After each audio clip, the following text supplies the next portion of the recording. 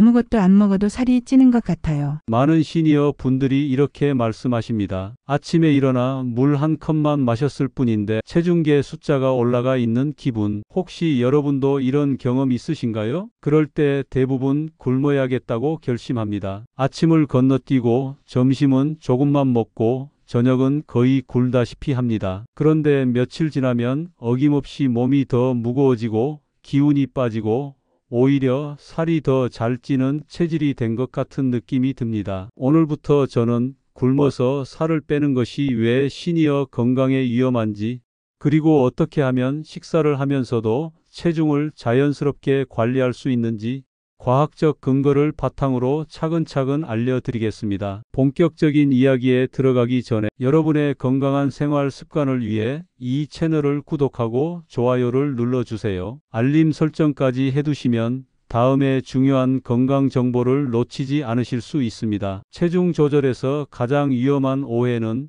적게 먹을수록 좋다는 생각입니다. 특히 나이가 들면 근육과 체력이 자연스럽게 줄어드는데 여기에 무작정 식사량까지 줄이면 체지방보다 근육이 먼저 빠집니다. 근육이 줄면 기초 대사가 떨어져서 평소 먹던 양조차도 살이 되기 쉬운 몸으로 변해갑니다. 더 큰 문제는 근육은 한번 크게 줄면 다시 늘리기가 어렵다는 점입니다. 젊을 때는 운동과 식사로 어느 정도 회복이 가능하지만 60세 이후에는 근육량 회복 속도가 훨씬 느립니다. 그래서 굶어서 살 빼기는 시니어에게는 거의 회복 불가능한 손실을 만드는 방법입니다. 체중은 단순히 숫자가 아닙니다. 우리가 얼마나 쉽게 움직일 수 있는지, 얼마나 오래 건강하게 살 수 있는지를 보여주는 지표입니다. 목표는 살 빼기가 아니라 건강 수명을 늘리는 것입니다. 이제 우리는 극단적인 식단이 아닌 몸이 스스로 균형을 찾는 생활 습관을 만드는 방법을 배워야 합니다. 우리가 먹는 음식이 몸속에서 어떻게 작용하는지,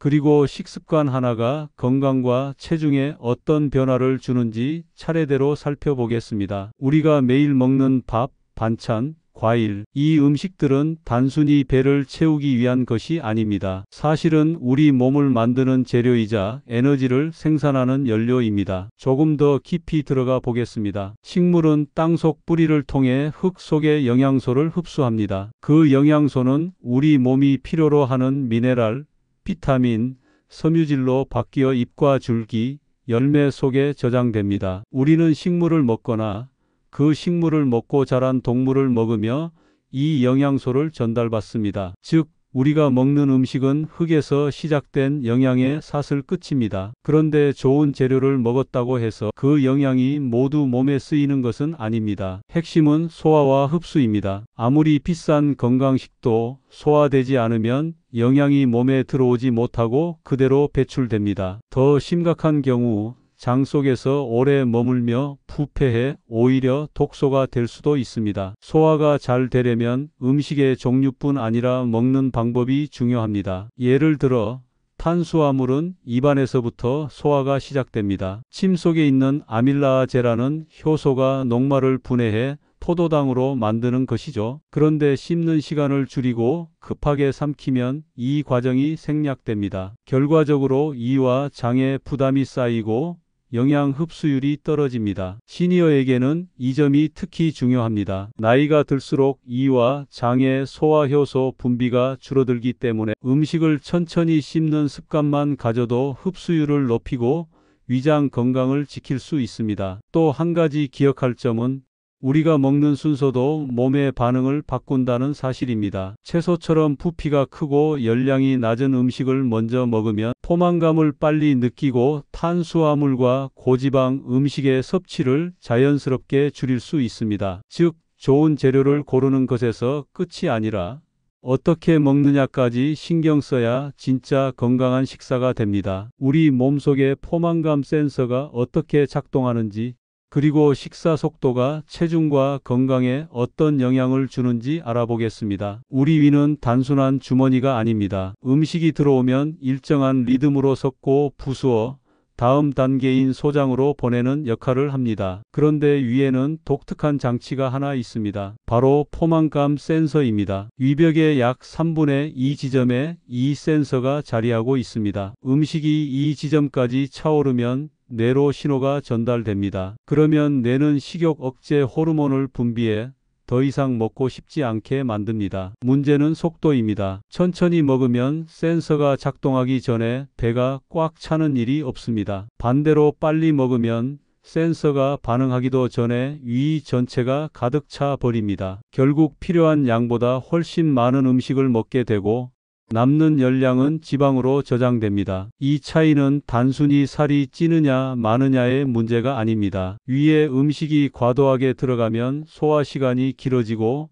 위산 분비가 늘어나 이벽이 자극을 받습니다. 또한 소화되지 않은 음식이 장까지 내려가면 장내 유해균이 늘어나 가스와 독소가 생기게 됩니다. 이것이 복부 팽만감, 변비, 심하면 대장 질환까지 이어집니다. 천천히 먹는 습관을 만들기 위해서는 의식적인 훈련이 필요합니다. 식사 전 부피가 크고 씹어야 하는 음식을 먼저 먹어보는 것이 좋습니다. 예를 들어 채소 샐러드나 오이나 당근 같은 생채소를 먼저 먹으면 자연스럽게 씹는 횟수가 늘어나고 위의 공간이 일부 채워집니다. 이 상태에서 밥이나 고기 같은 주식을 먹으면 과식을 막으면서도 소화의 부담을 줄일 수 있습니다. 많은 분들이 나는 원래 빨리 먹는 체질이라고 말씀하시지만 습관은 바뀔 수 있습니다. 처음에는 의식적으로 숟가락을 내려놓고 한 입 삼킨 뒤에 다음을 먹는 훈련부터 시작해 보세요. 이렇게 식사 속도를 조절하는 것만으로도 체중과 소화 건강이 함께 좋아집니다. 많은 분들이 백미보다 현미가 건강에 좋다고 알고 계십니다. 맞습니다. 현미는 껍질과 씨눈이 그대로 남아 있어 비타민,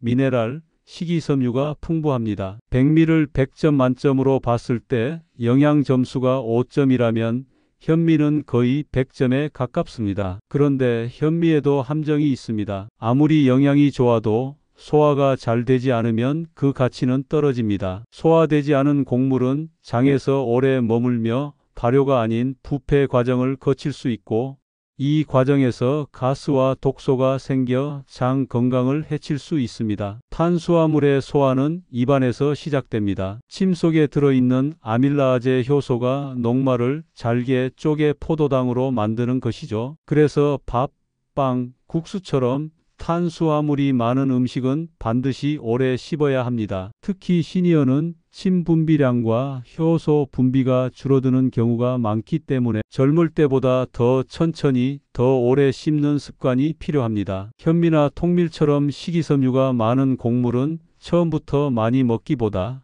백미나 흰빵과 섞어 서서히 비율을 늘리는 것이 좋습니다. 또한 너무 딱딱하게 조리하면 소화 부담이 커지므로 충분히 불리고 부드럽게 조리해 섭취하는 것이 좋습니다. 곡물만이 아니라 모든 탄수화물은 양 조절이 필요합니다. 탄수화물은 우리 몸의 주요 에너지원이지만 과잉 섭취 시 남는 포도당은 지방으로 저장됩니다. 반대로 너무 적게 먹으면 근육이 에너지로 쓰여 근손실이 발생할 수 있습니다. 즉, 적당한 양과 올바른 조리, 그리고 충분한 씹기가 곡물을 건강하게 먹는 핵심입니다. 많은 시니어 분들이 변비에 시달리면서 채소를 더 먹어야 한다는 조언을 많이 들으셨을 겁니다. 그런데 채소를 늘렸는데도 변이 더 딱딱해지고 배가 더 불편해지는 경우가 있습니다. 이유는 식이섬유의 종류에 있습니다. 식이섬유는 크게 불용성과 수용성으로 나뉩니다. 불용성 식이섬유는 마치 가는 실처럼 물에 녹지 않고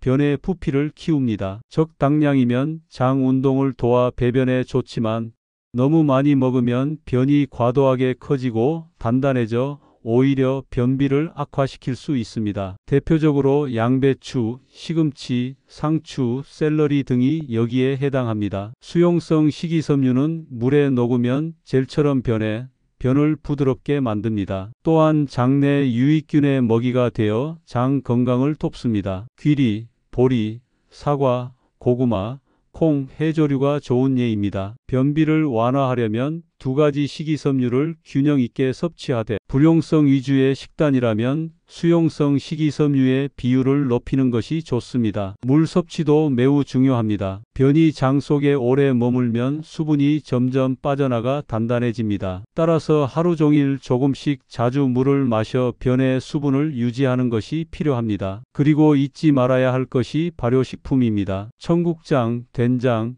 김치 같은 전통 발효식품에는 유익균이 풍부합니다. 유익균은 장 환경을 건강하게 만들어 배변 활동을 원활하게 하고 장내 면역력을 높이는 데도 도움을 줍니다. 정리하면 변비 예방과 장 건강을 위해서는 수용성 식이섬유를 늘리고 불용성은 적정량만 섭취하며 물과 발효식품을 꾸준히 챙기는 것이 가장 효과적입니다. 식사량을 정할 때 가장 중요한 기준은 내 몸이 하루 동안 얼마나 움직이는가입니다. 활동량이 적은 날과 많은 날이 똑같을 수는 없습니다. 하지만 많은 분들이 아침은 꼭 많이 먹어야 한다, 저녁은 무조건 적게 먹어야 한다처럼 시간대에만 기준을 두고 식사량을 결정하곤 합니다. 실제로는 시간보다 활동량과 에너지 소비량이 더 중요한 기준입니다. 아침에 일어나 점심까지 특별히 움직일 일이 없다면 아침 식사는 과하게 할 필요가 없습니다. 반대로 오전에 등산이나 장시간 외출 계획이 있다면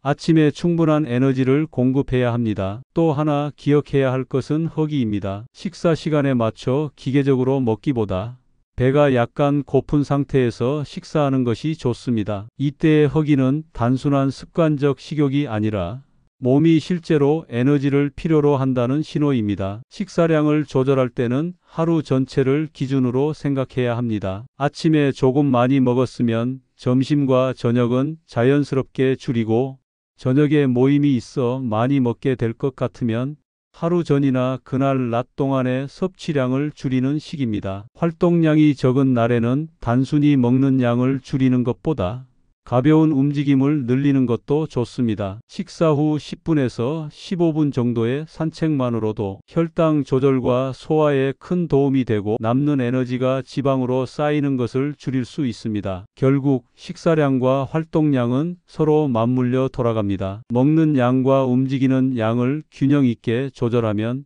체중은 물론 에너지 수준과 전반적인 건강 상태가 안정됩니다. 단백질은 근육과 면역력을 지키는데 꼭 필요한 영양소입니다. 특히 나이가 들수록 근육이 쉽게 줄어들기 때문에 적정량의 단백질을 매일 챙기는 것은 매우 중요합니다. 하지만 단백질도 언제 먹느냐에 따라 몸의 부담이 달라집니다. 고기, 생선, 계란 같은 동물성 단백질은 지방과 함께 소화되기 때문에 위 속에 머무는 시간이 길어집니다. 특히 기름기가 많은 고기는 3시간 이상, 많게는 5시간까지 소화가 걸립니다. 이 때문에 늦은 밤, 자기 직전에 고기를 먹으면 문제가 생깁니다. 우리가 자는 동안에도 이와 장이 계속 일하게 되어 장내 면역세포가 회복할 시간을 빼앗기게 됩니다. 그 결과 면역력이 떨어지고 장 건강에도 부담이 쌓입니다. 가장 좋은 방법은 단백질을 오전이나 점심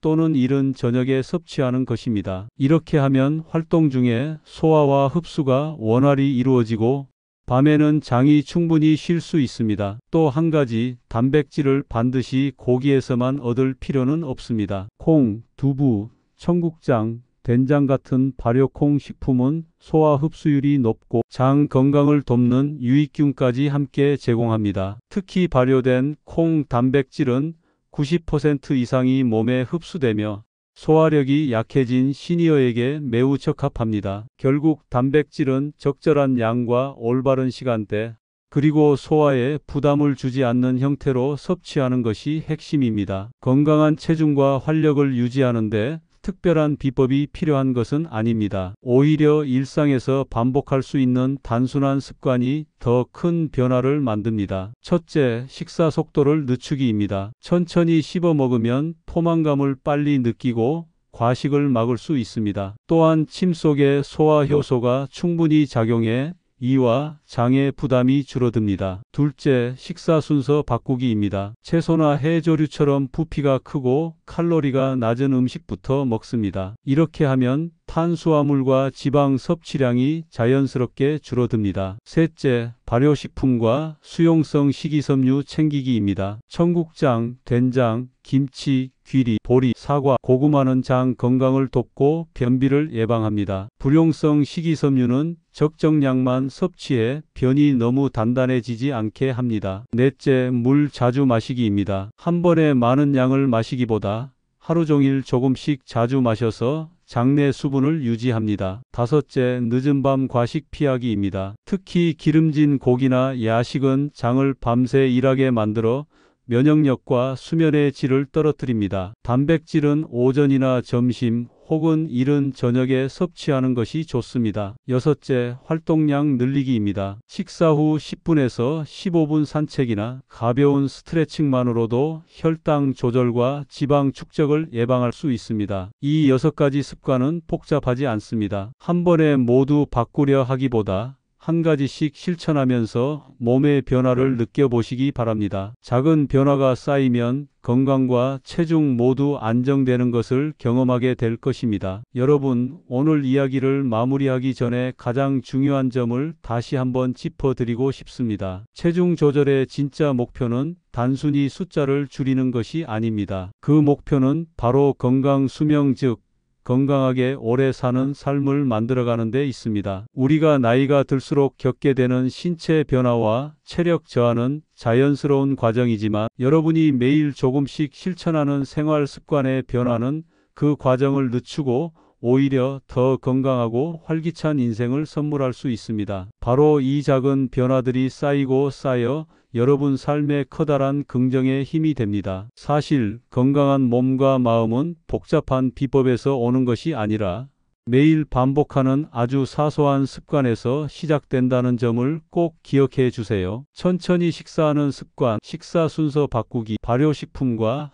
수용성 식이섬유 챙기기, 적절한 물 섭취, 늦은 밤 과식 피하기, 그리고 식사 후 가벼운 활동, 이 모든 것들이 모여 몸이 자연스럽게 균형을 찾도록 돕습니다. 나이는 숫자에 불과하다라는 말이 있죠? 진짜 나이는 여러분이 매일 어떻게 몸과 마음을 돌보는지에 달려 있습니다. 삶의 질은 결코 나이에 따라 정해지지 않습니다. 여러분이 지금부터 시작하는 건강한 습관들이 여러분의 몸과 마음을 젊게 만들고 더 오랜 시간 활기차고 의미 있게 살아갈 수 있게 하는 진짜 힘입니다. 또 하나 강조하고 싶은 것은 변화는 하루아침에 일어나지 않는다는 점입니다. 처음부터 모든 걸 완벽하게 하려고 부담 갖지 마세요. 오히려 하루 한 가지씩 아주 작은 것부터 시작하는 게 더 오래 지속되고 효과적입니다. 한 숟가락 더 천천히 씹기, 식사 전 신선한 채소 한 입 추가하기, 저녁은 너무 늦지 않게 단백질 섭취하기, 식사 후 10분 가볍게 걸어보기. 이런 작은 노력들이 쌓이면 어느새 몸과 마음이 달라지는 걸 느끼실 겁니다. 특히 우리 몸은 여러분이 얼마나 자신을 사랑하고 돌보느냐에 따라 반응합니다. 자신에게 친절하게 배려하는 마음으로 변화를 만들어 나가세요. 그 과정에서 힘든 순간도 있을 수 있지만 그럴 때마다 오늘 들은 이야기와 지금의 다짐을 떠올리며 다시 시작하면 됩니다. 그리고 중요한 건 여러분은 혼자가 아니라는 점입니다. 이 채널과 함께하는 모든 분들이 같은 목표를 향해 나아가고 있고 저 또한 여러분 건강과 행복을 위해 항상 응원하고 돕겠습니다. 건강한 체중 관리와 식습관 개선은 단순한 목표가 아니라 여러분의 삶을 더욱 풍요롭고 즐겁게 만들어주는 평생의 친구와 같습니다. 함께 꾸준히 걸어가다 보면 어느새 건강도 자신감도 삶의 만족도도 모두 높아져 있을 거예요. 마지막으로 여러분 모두가 지금 이 순간부터 더 건강하고 활기찬 내일을 향해 한 걸음씩 나아가시길 진심으로 기원합니다. 여러분의 몸과 마음이 늘 젊고 건강하게 빛나길 응원합니다. 오늘도 이 채널과 함께 해주셔서 진심으로 감사드립니다. 앞으로도 여러분의 건강을 위한 알찬 정보와 따뜻한 응원으로 찾아뵙겠습니다. 구독과 좋아요 그리고 알림 설정 꼭 잊지 마시고요. 다음 영상에서 또 건강한 이야기로 만나요. 여러분 모두 건강하고 행복한 하루 보내세요.